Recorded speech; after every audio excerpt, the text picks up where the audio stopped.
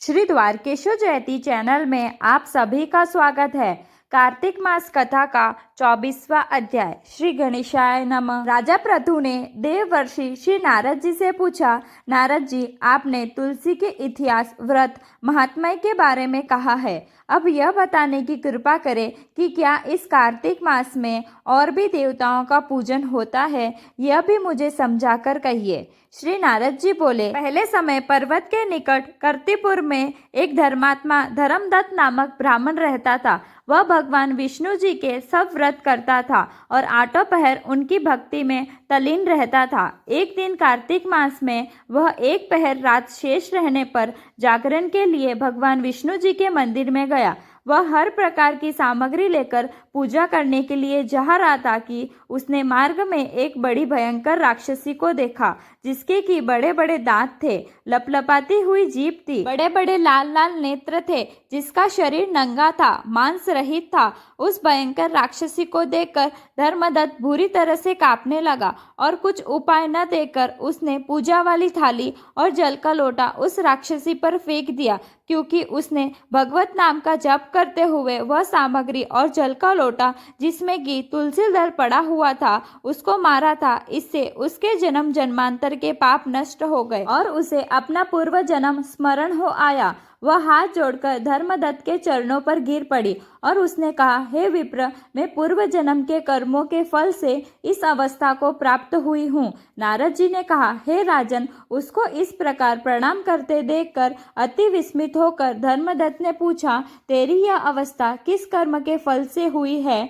तू पूर्व जन्म में कहाँ रहती थी और तेरा कैसा चरित्र था? यह सब कुछ तू मुझे बता। उस राक्षसी ने, जिसका नाम कलाह था, उसने कहा, हे ब्राह्मण, सौराष्ट्र में भिक्षुक नामक एक ब्राह्मण रहता था। मैं उसकी पत्नी थी। मेरा स्वभाव बड़ा ही निठुर था। मैंने अपने पति का कभी भला न चाहा, न कभी उसे अच्छा भोजन और मिठाई खाने को दी। मैं प्रतिदिन उससे लड़ती झगड़ती रहती थी। मुझे इस प्रकार की लड़ाका देखकर तथा नित्य प्रति की कलह से तंग आकर मेरे पति ने दूसरा विवाह करने का निश्चय किया। यह सुनकर कि मेरा पति दूसरा विवाह कर रहा है, मैंने उसके दूसरा विवाह करने से पहले ही विष खाकर आत्महत्या कर ली।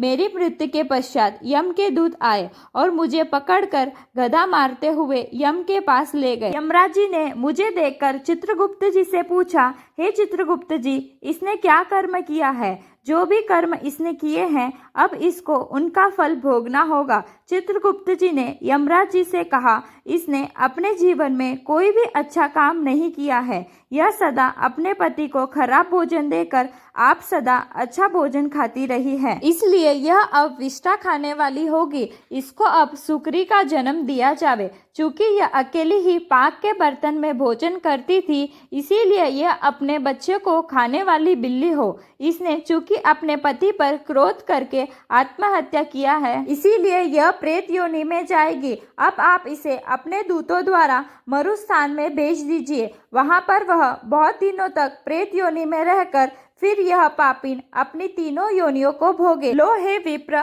अतः मैं 500 वर्षों से प्रेत योनि में हूँ और भूख प्यास के कारण नित्य दुखी रहती थी कि एक दिन भूख से तंग आकर मैं एक वेश्य के शरीर में प्रविष्ट हो गई और उसके शरीर द्वारा मैं कृष्ण और वेणी के संगम पर इस देश में आ पहुंची। मैं उस वेश्य के शरीर में रहती थी कि एक दिन भगवान शंकर और विष्णु भगवान ने मुझको बलात् उसके शरीर से बाहर निकाल दिया।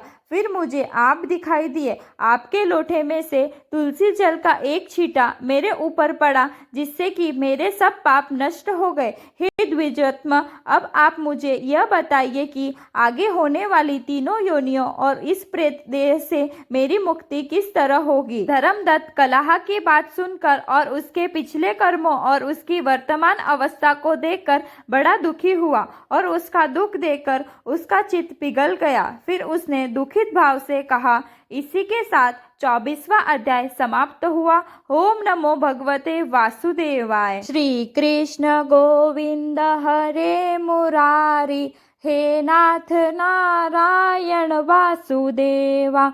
श्री कृष्ण गोविंद हरे मुरारी, हे नाथ नारायण वासुदेवा, श्री कृष्ण गोविंद हरे मुरारी, हे नाथ नारायण वासुदेवा। बोल कृष्ण कन्हैया लाल की जय, बोल मोर मुकुट बंसी वाले की जय, राधा रानी सरकार की जय, तुलसी महारानी की जय। जय श्री कृष्ण।